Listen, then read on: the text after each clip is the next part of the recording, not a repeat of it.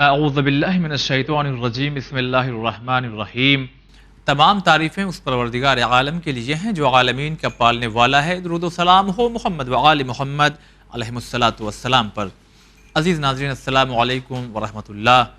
ہم تعزیت پیش کرتے ہیں کیونکہ یہ لمحہ، یہ شب جو ہے وہ منسوب ہے حضرت ام المومنین جناب خدیجہ الکبریٰ سلام اللہ علیہا، یعنی رسول خدا صلی اللہ علیہ وآلہ وسلم کی یہ پہلی زوجہ ہیں کہ جن کی یہ وفات کی تاریخ ہے۔ لہٰذا آپ کے سلسلے سے کچھ باتیں اس پروگرام کے ذریعے ہم آپ تک پہنچانا چاہیں گے، اور جناب خدیجہ الکبریٰ سلام اللہ علیہا کے سلسلے سے جو بھی ہم سوالات کریں گے ان کے جوابات دینے کے لیے ہمارے ساتھ میں موجود ہیں حجت الاسلام علی جناب مولانا کمال احمد خان صاحب۔ آغا السلام علیکم ورحمۃ اللہ۔ وعلیکم السلام ورحمۃ اللہ وبرکاتہ۔ آغا، چونکہ ایک ہی یہ ایپیسوڈ ہے، شہزادی کے بارے میں گفتگو کرنا ہے، اگر ان شارٹ آپ شہزادی کی بایوگرافی اگر سوانح حیات کچھ ہمارے ناظرین تک پہنچائیں تو بہتر ہو۔ بسم اللہ الرحمن الرحیم وبہ نستعین وہو خیر المعین۔ میں سب سے پہلے آپ کی جانب سے اور آپ کی تمام ٹیم کی جانب سے اور تمام مومنین و مومنات کی جانب سے اور اپنی جانب سے بارگاہ مقدس امام زمان عجل اللہ تعالیٰ فرج الشریف میں تعزیت اور تسلیت پیش کرتا ہوں بی بی خدیجہ کبریٰ سلام اللہ علیہا کے وفات کے موقع پر۔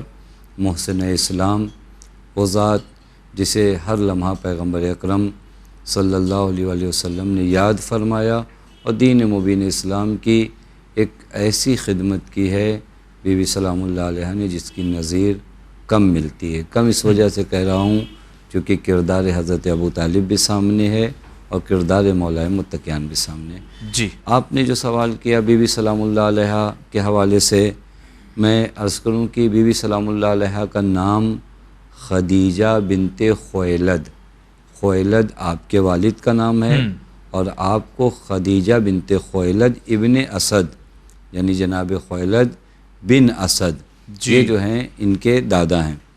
آپ کے والد، معلوم بات ہے، خویلد ابن اسد کوئی معمولی ذات نہیں تھے، ان کا اپنے اس قریش میں اور عرب میں ایک خاص مقام و مرتبہ تھا۔ ایک دلچسپ بات جو میں ناظرین کی خدمت میں عرض کروں وہ یہ کہ جناب خدیجہ اور پیغمبر اکرم صلی اللہ علیہ وآلہ وسلم کا نسب باپ کی جانب سے جناب قصی پہ جا کے مل جاتا ہے۔ اچھا، یعنی اس طریقے سے کہ جناب قصی اور پیغمبر اکرم کے جد بھی ہیں، اور دوسری طرف سے جناب خدیجہ سلام اللہ علیہ کے اب یعنی باپ کی جانب سے وہ جد ہیں۔ تو اس مرحلے پہ پہنچ کے یہ دونوں نسب جو ہیں ملتے ہیں، یعنی یہ کہا جا سکتا ہے کہ خاندانی لحاظ سے یہ احسن کے ایک مرحلے پہ جا کر یہ نسب جو ہے مل جاتا ہے۔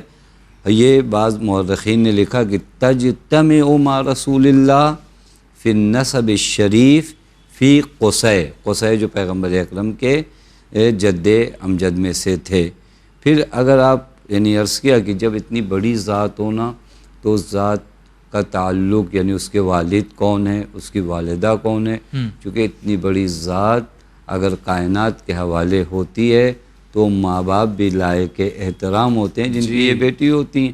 خود جناب خویلد کے بارے میں ملتا ہے کہ آپ قریش میں محترم اشخاص اور لوگوں میں شمار ہوتے تھے اور آئین جناب ابراہیم کے پیرو تھے۔ کون؟ جناب خویلد ابن اسد، یہی وہ ذات ہیں۔ میں چونکہ عموماً ذکر نہیں ہوتا تو بیان کروں، جناب خویلد ہی وہی ذات ہیں کہ جب یمن کا جو طبع آخر تھا اور وہ چاہتا تھا کہ حجر الاسود کو اٹھا کر کعبے سے یمن لے جائے اور ایک لشکر لے آیا تھا، تو جناب خویلد جو جناب خدیجہ سلام اللہ علیہ کے والد ہیں، انہوں نے اس کا ڈٹ کر مقابلہ کیا کہ وہ حجر اسود کو وہاں سے نہ لے جانے کے لیے۔ اور دوسری طرف سے اگر والدہ کی جانب سے دیکھیں تو آپ کی والدہ فاطمہ بنت زائدہ ہیں، یعنی فاطمہ بنت زائدہ بن اسم، اور یہ بھی عرب کا ایک معتبر خاندان ہے۔ یہ جناب خدیجہ سلام اللہ علیہ والدین کے اعتبار سے، اور جیسا کہ جناب خدیجہ سلام اللہ علیہ کی پوری زندگی کو اگر آپ دیکھیں تو ایثار، تقوی، اور آج بھی ہم ناظرین کی خدمت میں عرض کریں گے کہ مکہ مکرمہ میں بی بی سلام اللہ علیہ کی قبر اطہر موجود ہے، جو جنت المعلیٰ نامی قبرستان مکے میں موجود ہے، جی جی، اور ایک زمانے تک روضہ موجود تھا، لیکن اسے بھی منہدم کیا گیا۔ ہم اللہ تعالیٰ سے دعا کرتے ہیں کہ اللہ تعالیٰ جلد از جلد وہ اسباب فراہم فرمائے کہ وہ روضہ پھر اسی شان و شوکت کے ساتھ تعمیر ہو سکے۔ الہی آمین۔ اگر کہیں نہ کہیں یہ ہمارے پڑھنے میں اور آپ لوگوں کے پروگرامز مجلسیں سنتے ہیں تو یہ بات ہمیں اکثر یہ سنی گئی ہے کہ پیغمبر صلی اللہ علیہ وسلم کی اور بھی ازواج بیویاں تھیں، مگر جناب خدیجہ کو بہت زیادہ کیوں یاد کیا کرتے تھے؟ کوئی سہیلی ان کی آئی، کوئی رشتہ دار ان کا آیا، کہیں ذکر اگر آ گیا تو یہ امتیاز کیوں اتنا زیادہ الگ ہے بالکل اس بیوی کا؟ حسن، یہ سوال بھی آپ نے اچھا کیا، چونکہ پیغمبر کا یہ جملہ بارہا رہتا تھا، این مثل خدیجہ، خدیجہ جیسی خاتون کہاں ہے؟ یعنی یہ ختم مرتبت کا یہ جملہ این مثل خدیجہ، اور خاص کر پیغمبر کی ذات کو اگر آپ دیکھیں نا تو پیغمبر تو وہ ذات ہیں جو فرماتے ہیں کہ اگر اپنی ایک اولاد کو تم بوسہ دو اور دوسرے کو نہ دو تو عدالت نہیں ہے۔ حتیٰ بعض اہل سیرت جو پیغمبر کی سیرت لکھتے ہیں وہ بیان کرتے ہیں کہ پیغمبر جب مجمع میں ہوتے تھے نا تو مجمع میں ہوتا ہے آپ کی طرف دیکھ رہے ہیں، ان کی طرف دیکھ رہے ہیں، تو کبھی ہو سکتا ہے آپ کی طرف زیادہ دیکھیں، لیکن پیغمبر کی سیرت یہ تھی کہ مجمع میں بھی جب نگاہیں بھی ہوتی تھیں تو عادلانہ نگاہیں ہوتی تھیں، یعنی اس قدر پیغمبر رعایت فرماتے تھے۔ اچھا، تو پھر وہی آپ کا سوال کہ اگر اس طرح رعایتیں فرماتے ہیں تو ایک زوجہ کو لے کر اس طرح کے بعض کلمات پیغمبر سے کیوں صادر ہوئے؟ تو میں آپ کی خدمت میں عرض کروں کہ قرآن کریم کو اگر لوگ مطالعہ کریں اور بی بی خدیجہ سلام اللہ علیہ کی سیرت کو دیکھیں، دیکھیں قرآن کریم سورہ حدید آیت نمبر 10 میں اس طرح ارشاد فرماتا ہے، لا یستوی منکم من انفق من قبل الفتح وقاتل اولئک اعظم درجۃ من الذین انفقوا من بعد ما قاتلوا، کہ وہ لوگ جو فتح مکہ سے پہلے انفاق کرتے ہیں ان کا درجہ ان لوگوں کے جیسا تو نہیں ہو سکتا جو فتح مکہ کے بعد ہیں۔ یہ امتیاز خود قرآن نے بیان کیا ہے کہ فتح مکہ سے پہلے کے لوگ اور فتح مکہ کے بعد بی بی خدیجہ سلام اللہ علیہ کی ذات کا قصیدہ جو پیغمبر نے پڑھا نا اس آیت کی روشنی میں، پیغمبر نے اس طرح کہا کہ جس وقت لوگ مجھے جھٹلاتے تھے خدیجہ تھی صدقتنی، خدیجہ نے میری تصدیق کیا ہے۔ یعنی جب پورا عالم پیغمبر کو جھٹلا رہا ہے اس وقت ایک خاتون پیغمبر کی تصدیق کرے تو ظاہر سی بات ہے کہ وہ خاتون دیگر ہر خاتون سے ممتاز ہوگی۔ جس وقت پورا عالم پیغمبر کا مخالف ہے یہ خاتون ڈٹ کر پیغمبر کے ساتھ کھڑی ہے۔ اب ظاہر سی بات ہے کہ اس خاتون کے بارے میں قرآن نہیں کہے گا السابقون السابقون اولئک هم المقربون، قریب کون ہوتا ہے؟ اولئک المقربون، وہ جو پہلے آئے ہیں۔ جناب خدیجہ سلام اللہ علیہ کی ذات وہ ذات ہے، آپ تاریخ میں جا کر دیکھیے، ایک کندی نامی شخص ہے، اس نے جناب عباس ابن عبد المطلب سے دیکھا جب اس نے کہ 3 لوگ حرم خانہ خدا میں نماز پڑھ رہے ہیں، پیغمبر، مولائے متقیان اور بی بی خدیجہ سلام اللہ علیہ، انہیں پہچانتا کہ یہ کون لوگ ہیں۔ اس نے جناب عباس ابن عبد المطلب سے کہا یہ کون ہے 3 لوگ؟ تو جناب عباس نے فرمایا اس میں سے ایک میرا بھتیجا ہے جو دعوی نبوت کرتا ہے، اور ایک میرا بھتیجا ہے وہ ابو طالب کا بیٹا ہے، اور ایک قریش کی سب سے باشرف خاتون خدیجۃ الکبریٰ ہے۔ آپ غور کریے ان تنہائیوں میں جب آپ کا کوئی مونس و مددگار نہ ہو، ان حالات میں کوئی آپ کی مدد کرے اور آپ کا ساتھ دے، اور دیگر حالات ہمارے یہاں بھی ہوتا ہے۔ آپ غور کریے، میں قریب سے مثال دوں، پہلا جہاز کس نے بنایا؟ صحیح، تاریخ میں اس کا نام رہتا ہے۔ جی بالکل، پہلا جہاز کس نے بنایا؟ پہلی ٹرین کس نے بنایا؟ پہلا کنواں اس محلے میں کس کا تھا، کہاں کا تھا، جہاں سے لوگ سیلاب؟ اس کے بعد کے مرحلے تو بعد میں طے ہوتے ہیں۔ ادارہ جب یعنی بن رہا ہے تو اس میں پہلے کون جڑے؟ پہلی مسجد، اس مسجد کی پہلی مرتبہ تعمیر کس نے کیا؟ جی، پہلی مرتبہ اس امام بارگاہ کو کس نے بنایا؟ لہٰذا اگر آپ غور فرمائے تو جناب خدیجہ جو سب سے ممتاز ہیں وہ اس وجہ سے کہ جب کوئی ساتھ نہیں ہے اس وقت جناب خدیجہ سلام اللہ علیہا جو ہے پیغمبر کے ساتھ ہیں. اسی وجہ سے اگر آپ روایات دیکھتے چلے جائیے پیغمبر اکرم جناب خدیجہ کے بارے میں جو جملات میں نے عرض کیا نا عین مثل خدیجہ، کہاں ہے خدیجہ جیسی خاتون.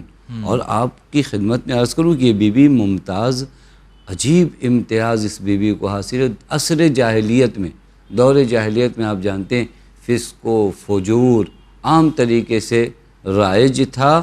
اس عصر جاہلیت میں بی بی خدیجہ کو معلوم ہے کس لقب سے بلایا جاتا تھا؟ طاہرہ کہا جاتا تھا. طاہرہ. اس عصر جاہلیت کے لوگ، یہ روایت میں یعنی تاریخ کی کتابوں میں بھی موجود ہے، کانت تدعا فی الجاہلیت الطاہرہ، جہاں پر پرچم نصب ہوتے تھے زنا کے لیے. اتنا فسق و فجور کا ماحول رہا ہو، ایسے حالات میں کسی بی بی کو تدعا لوگ پکارتے تھے طاہرہ. اب آپ اس بی بی کی عظمت کو جان سکتے ہیں کہ کون سی خاتون. اگر بہت شکریہ ادا کرتے ہیں جب اتنی باعظمت خاتون ہے مگر اس کے باوجود بھی ایسا تاریخ میں کیا ہو گیا کہ ایک طبقہ یہ کہتا ہے کہ 28 سال اور ایک یہ کہتا ہے کہ نہیں جب شادی ہوئی تو 40 سال کی تھیں. یہ ایسا کیوں ہوا؟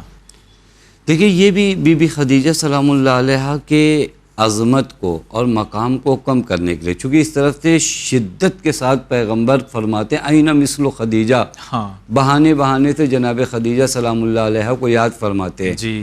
ذرا بھی کوئی ایسی ذات ایسی خاتون آئی جو جناب خدیجہ سے کسی بھی طرح سے وابستہ رہی تو پیغمبر نے اس کے ساتھ زیادہ نیکی کے ساتھ برتاؤ کیا. یہ وہ چیزیں تھیں جو در حقیقت دشمنان اسلام کو جناب خدیجہ کی نسبت متنفر کیے ہوئے، اور ایک پوری سازش رچی گئی. اور اس بہانے میں اب جناب خدیجہ کے کردار میں تو کوئی حرف نہیں لا سکتے. میں نے عرض کیا کہ کانت فی الجاہلیہ تدعا طاہرہ، ایام جاہلیت میں جس بی بی کو آپ طاہرہ کے لقب سے لوگ پکارتے ہوں، اس بی بی کی زندگی میں آپ کہاں سے عیب لاؤ گے؟ تو پھر اس کے بعد یہ ہوا کہ نہیں، جس وقت پیغمبر سے شادی ہوئی تھی آپ کی عمر 40 سال تھی، آپ پیغمبر سے بڑی تھیں، آپ کی اس سے پہلے شادی ہو چکی تھی. اس طرح کے جو جملات ہیں میں عرض کروں کہ ہم افواہوں پہ زندگی نہ جئیں. تاریخ موجود ہے، کتابیں موجود ہیں، آپ کتابوں میں مطالعہ کریے. حتیٰ علماء عامہ نے بھی ان روایات کو نقل کیا ہے جو بی بی سلام اللہ علیہا کے ازدواج کے سلسلے سے ہے. بعض علماء عامہ نے لکھا، یہ جملہ میں خاص کر نقل کر رہا ہوں کہ ان النبی توج بہا وکانت اورا، جس وقت نبی نے بی بی سلام اللہ علیہ سے شادی کیا آپ غیر شادی شدہ تھی، یعنی آپ کی شادی سے پہلے نہیں ہوئی تھی. یہ وہ مرحلہ ہے جہاں پر یہ جا کر اپنی کتابوں میں ملاحظہ کر سکتے ہیں. اور پھر اس کے بعد بعض جگہوں پر ہے ثابت شدہ امر ہے کہ بی بی سلام اللہ علیہ کی شادی بعثت سے 15 سال پہلے ہوئی، اور آج شب وفات بی بی یعنی 10 بعثت کو بی بی کی وفات واقع ہوئی، 15 سال وہ 25 سال یہ، اور پھر جو پوری عمر لکھا ہے بی بی سلام اللہ علیہ کی 50 سال. تو آپ ان دونوں چیزوں کو اگر ملائیے تو ہین زواج یعنی شادی کے وقت بی بی سلام اللہ علیہ کی عمر 25 سال ہے، یا اگر بہت بڑھ جائیں بعض تاریخ کی کتابوں میں تو 28 سال ہے. میں ناظرین سے وہ جو اردو زبان سے زیادہ عربی وغیرہ بھی جانتے ہیں، وہ سید مرتضیٰ عاملی نے بہترین کتاب جو ہے سیرت النبی کے نام سے لکھی ہے، جو کافی جلدوں میں اور کافی بڑی کتاب، بہترین تحقیق ہے. کم سے کم ان کتابوں میں جا کر ملاحظہ کریں. یہ افواہیں تھیں جو بی بی سلام اللہ علیہ کی عزت اور اکرام اور احترام کو کم کرنے کے لیے بیان کیا گیا، لیکن ظاہر سی بات ہے جسے خدا عزیز کرے کائنات میں کوئی اسے ذلیل نہیں کر سکتا. اور اگر ہمیں، حالانکہ ہم لوگوں کو یہ چاہیے کہ ہم بہت زیادہ اس پہ ڈیبیٹ نہ کریں کہ کتنے سال کی تھیں، بلکہ جیسا کہ آپ نے اشارہ دیا ان کی خصوصیات ہم جاننا چاہیے کہ جو پیغمبر کی پہلی زوجہ ہوں ان کے اندر کوالٹی کیا کیا ہے. یہی ہمارا سوال بھی ہے، آپ بیان کر دیں. بہترین چیز ہے اگر جناب خدیجہ، میں نے عرض کیا کہ ان افواہوں میں ہم زندگی نہ گزاریں. ہم آئیں، یہ ذات ہمارے لیے نمونہ عمل ہے، یہ ذات ہمارے لیے رول ماڈل ہے کہ ہم اپنی زندگی کو کس طرح گزاریں.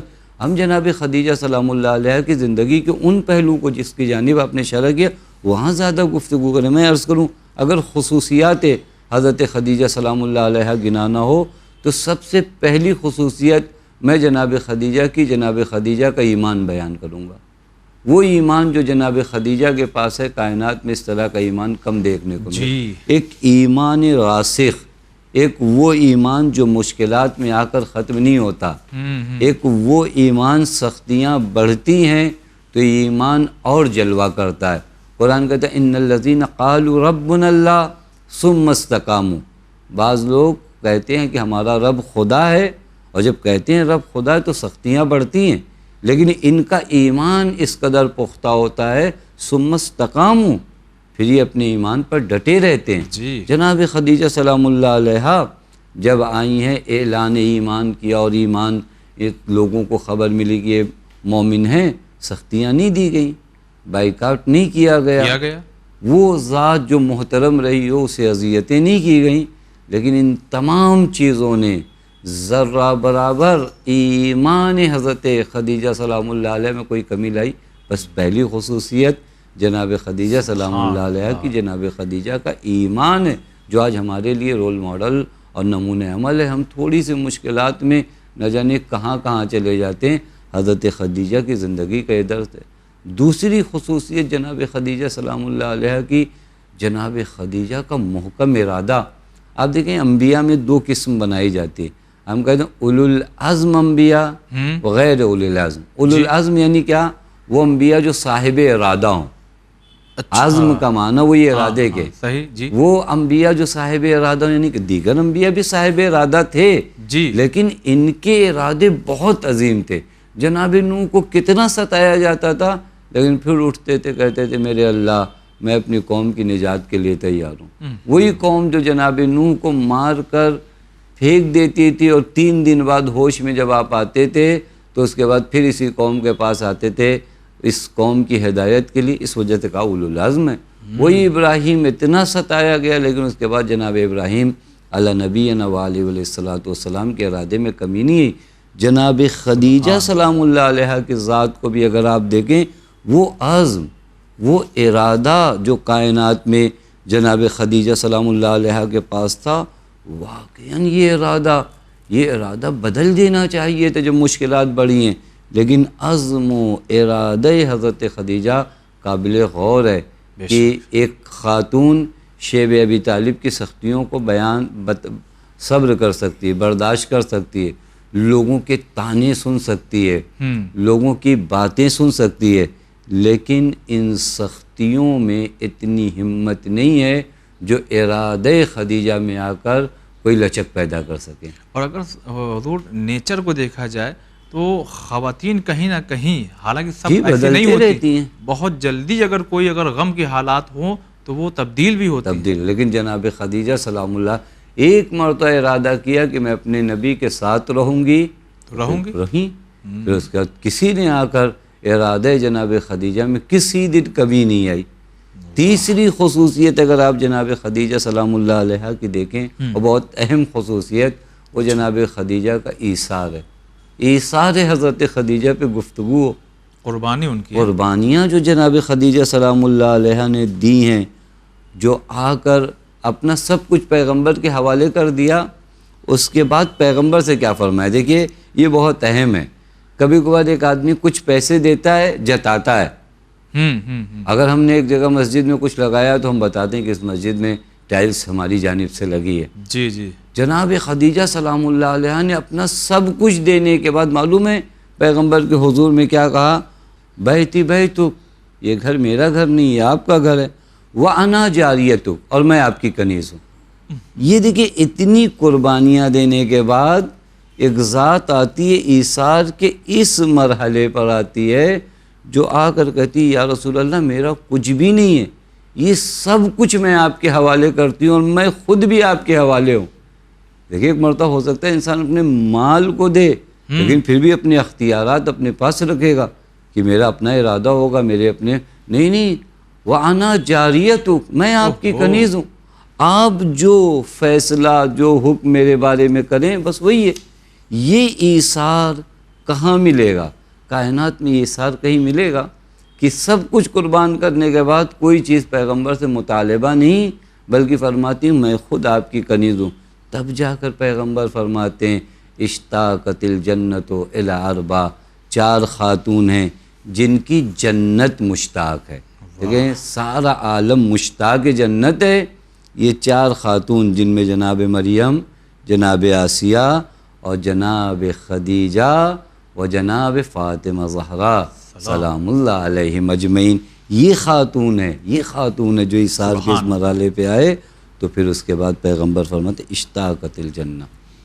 آقا بہت بہت شکریہ ادا کرتے ہیں، اور آپ کے پہلے جواب کی پھر وہ لائن ہم ضرور دہرانا چاہیں گے۔ تو اب پیغمبر اب نہ کہیں تو کس کے لیے کہیں کہ خدیجہ جیسی کون ہو سکتا ہے؟ آپ نے جو فضیلت اور جو باتیں بتائی ہے، اچھا جو آپ نے جو اشارہ دیا کہ سب کچھ قربان کر دیا، کیونکہ مشہور بہت ہے کہ دولت بہت تھی، تو اس دولت کے بارے میں یہ بتائیے کہ کیسے اسلام کے کام آئی وہ دولت؟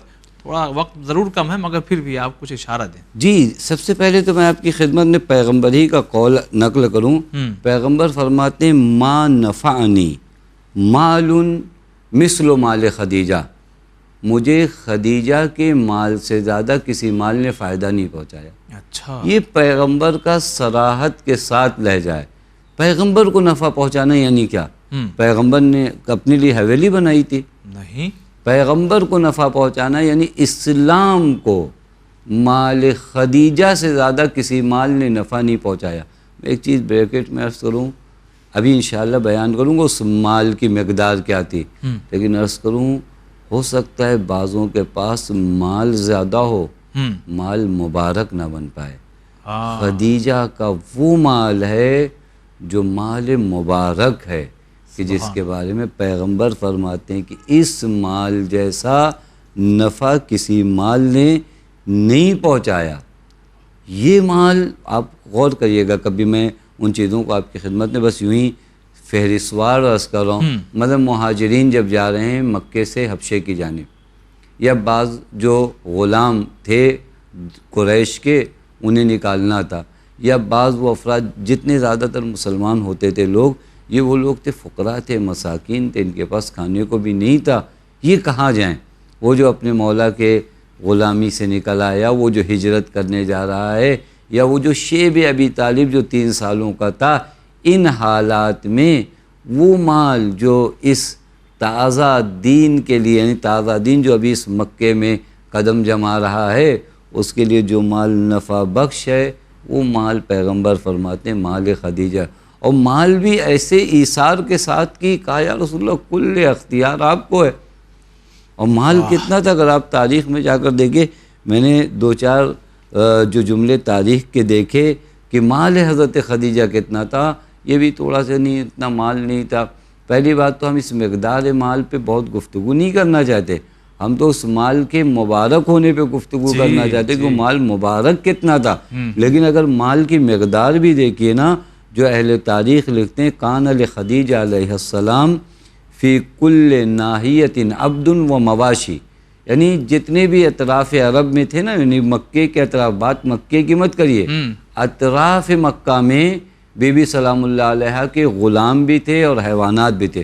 اس زمانے کا جو سب سے بڑا بزنس تھا حیوانات کا بزنس تھا، یعنی مکے میں بھی ہے، یمن میں بھی ہے، مثلا یہاں پہ بھی ہے، یعنی فقط نہ مکے میں بلکہ ناحیہ کہتے ہیں اطراف میں بھی جو ہے یہ موجود تھا۔ حتی قیلہ، یہاں تک یہ نقل کرتے ہیں حتی قیلہ ان لہا ازید من 80,000 جمل، 80,000 اونٹ تھے۔ کتنے؟ 80,000 اونٹ تھے، متفرقتاً فی کل مکان وکان لہا فی کل ناحیت تجارہ۔ یہ 80,000 اونٹ بھی ایک جگہ جمع نہیں تھے، یہ متفرق ہوتے تھے، جدا ہوتے تھے تجارت کے لیے۔ یعنی پوری طرح سے اس عرب میں تجارت میں یہ اونٹ پھیلے ہوئے تھے، تجارت پھیلی ہوئی تھی۔ اب آپ تصور کر سکتے ہیں یہ مال کی مقدار کتنی تھی۔ الگ الگ شہروں میں یہ بعنوان تجارت ان پر ساز و سامان سفر سب رکھے جاتے ہیں۔ اور ایک چیز اور عرض کروں، جب آپ نے سوال کیا ہے، چونکہ پیغمبر اکرم صلی اللہ علیہ وسلم نے جناب خدیجہ کے یہاں مزدوری نہیں کیا ہے. جو کہا جاتا ہے پیغمبر آئے اس قافلے میں شریک ہوئے اور وہاں کے بعد پیغمبر آئے تھے بعنوان مضاربہ. مضاربہ ہمارے یہاں فقہی قانون یہ ہے کہ آپ کا پرسنٹیج معین ہوگا کہ آپ کام کریں گے تو آپ 10%, 20%. یہ مزدوری اور یہ اجیر بنانا نہیں ہوتا ہے. اور جناب خدیجہ سلام اللہ علیہا کی تجارت کی ایک برکت کی وجہ یہی مضاربہ بھی تھا کہ وہ اکثر مزدوری کے عنوان سے لوگوں کو نہیں رکھتی تھی. ان کے یہاں مضاربے کا مرحلہ رہتا تھا کہ ان مضاربے کے ذریعے لوگ آتے تھے اور وہ ان کی اپنی ایک تجارت ہو جاتی تھی کہ اب اس کے بعد جو کاروبار کرتے تھے ان کے پرسنٹیج معین ہوتے. تو مضاربے کے اپنے فقہی قانون ہیں, وہ میں بیان نہیں کرنا چاہیے. بس اتنا اشارہ کروں کہ پیغمبر اجیر بن کر نہیں آئے تھے. لہٰذا اگر اس مال کو آپ دیکھیے تو یہ مال نہایت مبارک مال ہے اور اس مال نے دین مبین اسلام کی کافی مدد کی. چلیے اگر بہت بہت شکریہ ادا کرتے ہیں. ناظرین ایک ایپیسوڈ میں کیا کیا بیان ہو, بہرحال یہ ایک شوق دلانے والا بھی ایپیسوڈ کہا جا سکتا ہے. آپ پڑھیے, جانیے اس ذات کے بارے میں جو پہلی زوجہ ہیں جناب رسول خدا صلی اللہ علیہ وآلہ وسلم کی. بہرحال وقت ہو چکا ہے, پروگرام کو ہم یہیں پر تمام کرتے ہیں. انشاءاللہ پھر کبھی حاضر ہوں گے کسی اور موضوع کے ساتھ. آج کے لیے بس اتنا ہی. السلام علیکم ورحمۃ اللہ.